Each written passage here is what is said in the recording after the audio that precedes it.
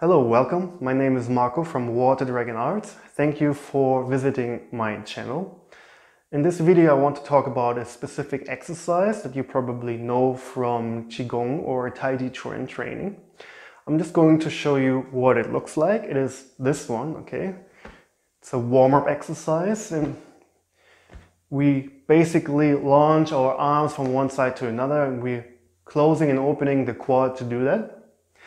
Now, there's one common mistake when people do this, and knowing this little detail is quite important because it will really help you for your further development, for your skill of syncing the Qi, but also in general just to prevent any injuries in the future, okay? What we do when we practice this exercise is we sit into the Kwa, and if you don't know what the Kwa is, don't worry.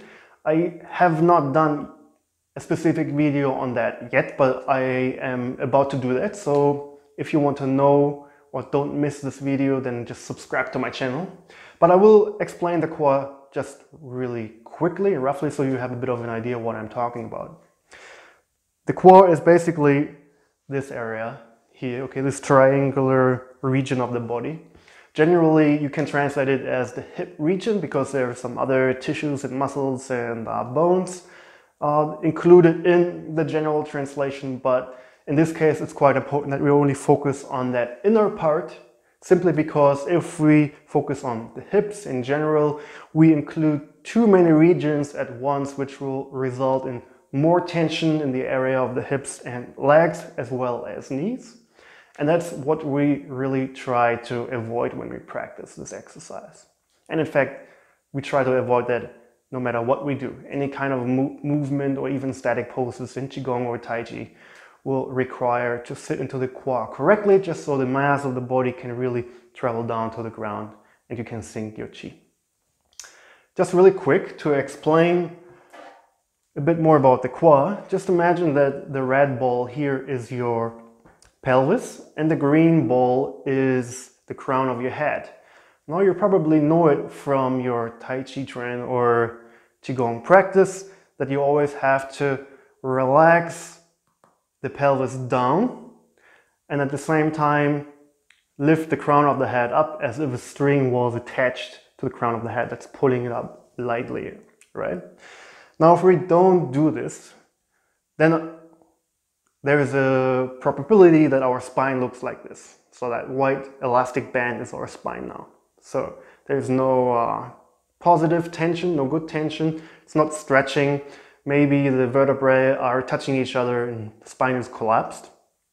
First thing that happens when we release the pelvis down, relax the pelvis down, we will bring a little bit of tension in the spine, okay? At the same time, the crown of the head goes up, so we are slightly stretching the spine. We're creating space between each vertebrae. Now, if we sink down to sit into the Kwa, what we do is we basically relax the pelvis down as good as we can until we have achieved a certain amount of stretch in our spine, and then the crown of the head follows. So in this case, the movement is led by the pelvis. When we rise up, then we bring the crown of the head up first until we have achieved a certain amount of stretch in the spine, and then the Kwa comes back up. So in that case, the movement is led by the crown of the head. Why are we doing this?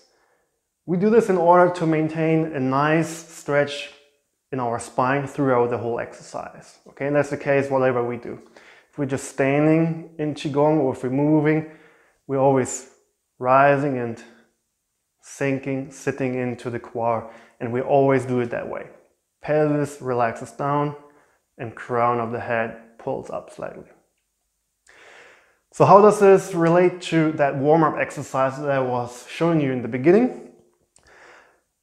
What happens quite often when some people practice it is that they just focus on the area of the hips in general because they hear cues such as the movement comes from the hips, power comes from the hips, right? But when we just think about the hips, we think about the entire area. So what lots of people do is this, right? I don't want to beat myself too much because my microphone is in my bag. So I'm just doing it carefully. You get the idea. I want you to mainly look at my legs, especially the knees, okay? What can you see? My focus is on the outer part of the hips right now. Well, my focus is not really anywhere right now, but in this case it does make a difference because I'm still engaging the wrong muscles. When I do this, you can see that I'm way too stiff in the area of my hips and my knees are falling to the inside, okay? I can feel lots of tension going down the side of my legs, especially in these big muscles, lots of tension. And the knee is twisting.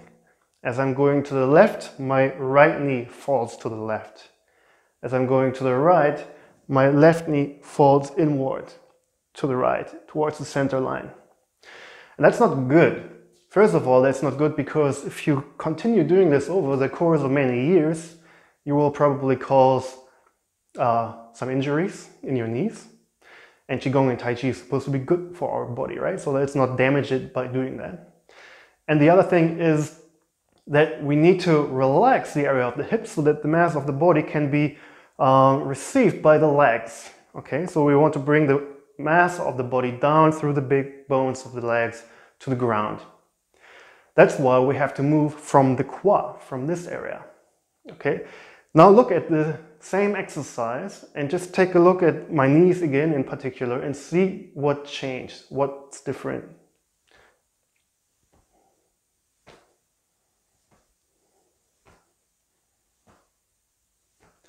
So now you can see that my knees are actually staying where they are. They're pinned in one position. Okay, they're like locked in place. And yet I can freely move the area of my hips from one side to another. And I can stay very relaxed doing so.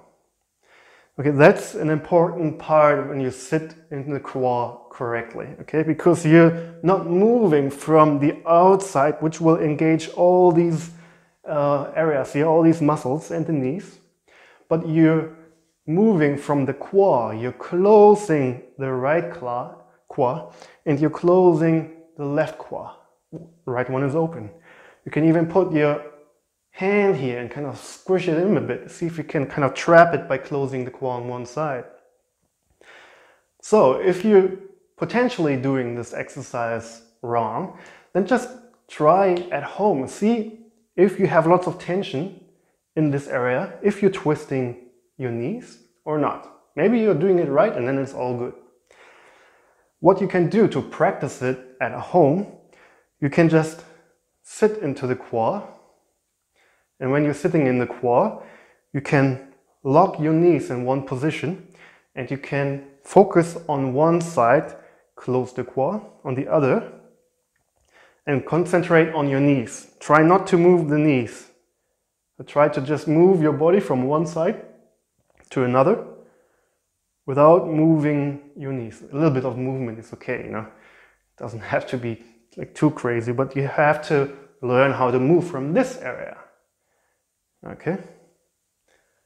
And then you can just add the arms to it. See if you can feel the difference between the tension in the legs and the hips compared to now being able to maintain this relaxation and maintain in particular the release of the pelvis, okay? Because when you relax in the area of the hips, then your pelvis can hang down, okay, and be really relaxed. You can maintain this stretched spine. Okay, it's really good.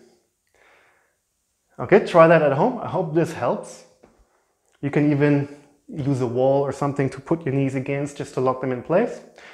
And yeah, see if this little tip has helped you. Let me know in the comments below. If you want to stay tuned, for example, for the video in which I am explaining how to move from the quad properly, then just subscribe my channel. I'd be happy to have you here.